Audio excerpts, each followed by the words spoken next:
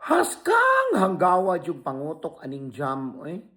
Laliman kag iya na pong gibash si BP Inday Sara Duterte kay ngano daw wala nag-apil-apil sa isyu ni Ann Curtis ug katong sa congressman.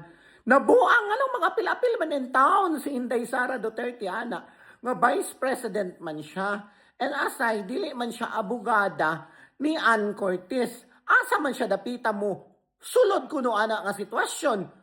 Pagkahanggaw, pagkabugog, pangutok di si Jam Magno, mabuang ko.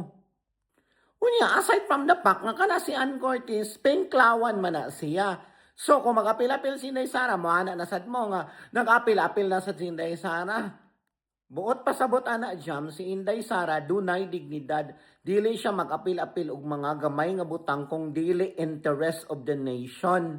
Dili siya papansin nga mupatol og inana nga mga isyu kay dili na standard na nimo Jam nga kusog ka mag-apil-apil, apil-apilon kang dako bay nang pilpilo nimong baba.